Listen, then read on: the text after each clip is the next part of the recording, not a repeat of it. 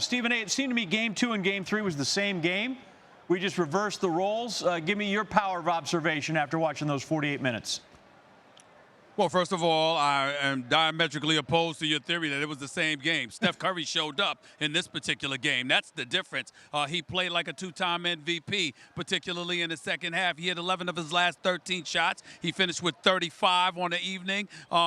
He was on target. And I think it's a grave mistake that the Houston Rockets made because they softened up defensively. Mike D'Antoni pointed that out. They weren't as aggressive. They certainly wasn't as physical. And as a result, ultimately, he got him going. There was a point in time in the first half where I actually saw Steph Curry hesitating to shoot, looking to pass the ball or go to the basket as opposed to launch his jump shot. And usually when you're devoid of some confidence, that's usually what you do, even when you're a shooter. But once he got going, because obviously Houston didn't amp it up defensively, you saw what happened. And I think they paid the price for that. Stephen A., we get Steph Curry going. We've seen 3 games so far now. Have you seen enough to know where the crux of this series lies going forward?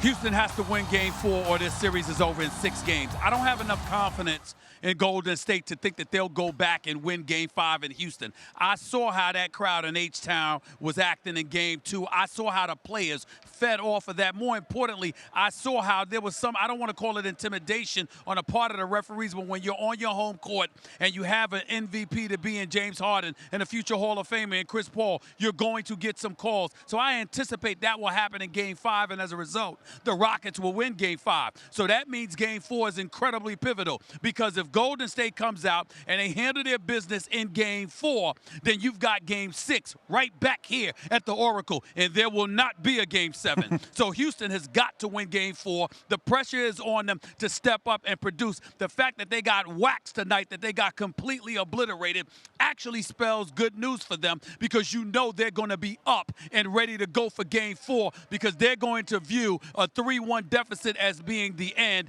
and they're going to do everything they can to avoid that scenario. James Harden, 20 points tonight. Chris Paul, 13. That ain't going to cut it. Your 2 best players need to play better. They know it because they know what's at stake, and that's why D'Antoni said what he said in the post-game conference. The Houston Rockets season is on the line come Game 4. There is no other narrative to even be thinking about.